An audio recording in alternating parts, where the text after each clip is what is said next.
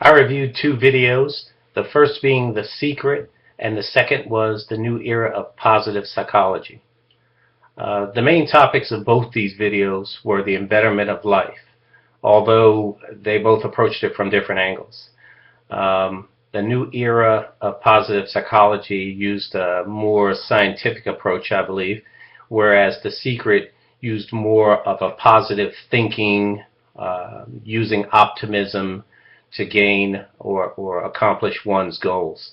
The main point of the new era of positive psychology was that the state of psychology after, I think he said 60 years, is that nowadays we can make miserable people less miserable. Whereas the main topic, main point, key point of the video, The Secret, was that if you're optimistic and if you use positive thinking, then you can have better outcomes in your goals or what have you. And also that the law of attraction is always at work in every person. Some of the correct claims through the new era of positive psychology was that there's now a new science of mental illness. I believe there are 14 diseases identified that can be treated. Two are now actually curable. Also, different forms of happiness can be measured and studied, whereas in the past they were not. Some of the claims in the video The Secret are also, I believe, true. Human beings are governed by emotions, and emotions are governed by events, everyday events. Also, you are the architect and masterpiece of your own life. I also believe this to be true. I couldn't locate or prove that there were any incorrect claims made in the new era of positive psychology video. However, The Secret, I believe some of those are pretty questionable and I would categorize as incorrect. The first being that your thoughts, regardless of what they are, can attract negative things like car accidents or debts. I don't believe that to be true. I think that's more of an incorrect claim to suggest that a negative thought brings about an accident, hence the definition accident. Also, that The Secret will give you happiness, health, and wealth regardless if you just remain positive. I don't believe that to be a correct claim either. I know that some people are sometimes born with predisposed medical conditions before they can even form thoughts. Thoughts, as far as I know, aren't really measurable, which was another claim in The Secret that positive thoughts generate magnetism and I forget what the other part was, wavelengths.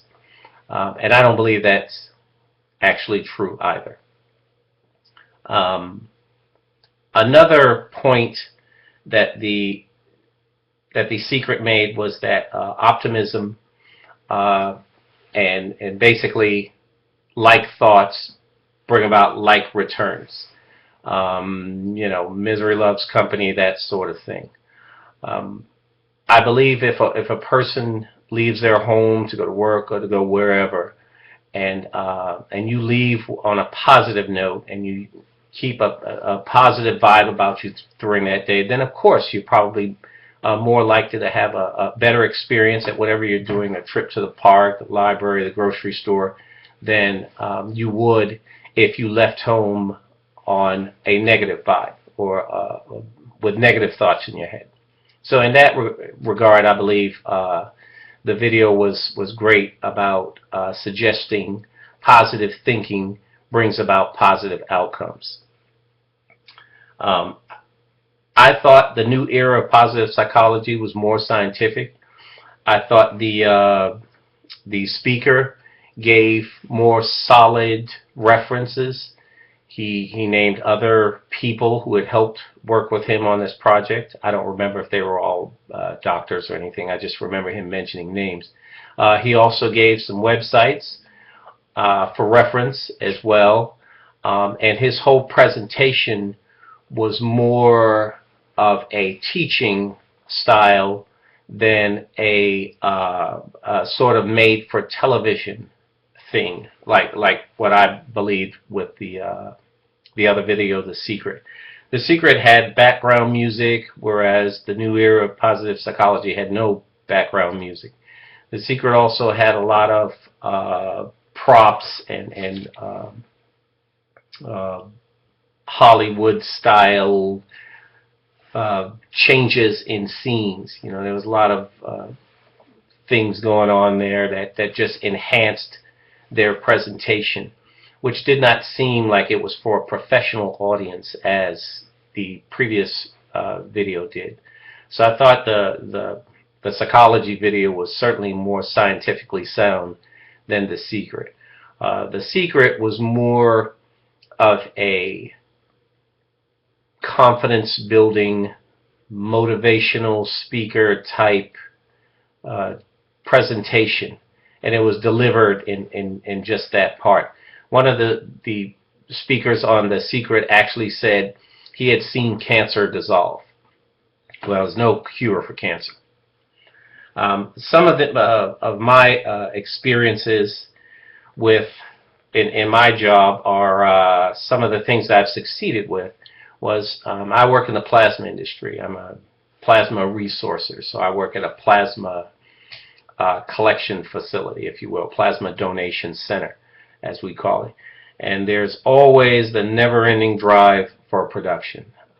We need plasma desperately, and there's just not enough people who are willing to donate. So that stress is constant. I deal with it better now. Instead of just coming home and sitting on the couch and watching television all night and letting stress consume me, I've gone back to a former some things I used to do in my former life in the military, and I started working out again. I've always eaten healthy, but when I'm under stress, I don't eat at all. So I've kind of gotten to the routine of eating, getting more rest, making more time for myself. Just got back from Puerto Rico 2 days ago. So part of that was business, but I stayed an additional 4 days just for a little bit of relaxation. I feel a little more rejuvenated, more charged, more motivated, and so I think that's an area where I was successful with managing stress. I did some of the things that I'd learned in this course, and I feel better about it, and I plan on continuing it as long as I possibly can, and teaching others on how to manage stress as well. Some areas I would say I fail at are, there's another stressful area called emails. My emails are over 1,000 just in the week and a half, almost 2 weeks that I've been gone. So there's no way I can read 1,000 emails. It's just not going to happen. I get emails from people that aren't really intended for me. They're intended for someone else, but I get courtesy copies because I'm the manager, so people feel like I am checking or enhancing what they sent to another employee, I guess you would say, or just talking the point home, or whatever it may be. That's not the case. I don't have time to do all that stuff. So I consider that a failure. Still working for a solution on how to politely suggest to people that they don't have to courtesy copy me on absolutely everything they send out to other employees. But I know sometimes people just seem to want to send emails out to as many folks as they can. I don't know, maybe it makes it feel more important if you got 50 names up there instead of just one. So that's a failure. I'm working on it. I can do a better job, and at some point I will do a better job. Overall, I thought this was a great teaching tool for people, especially like myself, who go to school online or in the evenings, who work during the day. My center is open 7 days a week. So this is a great teaching tool for those of us who desperately need to just manage stress a little bit better. Thank you.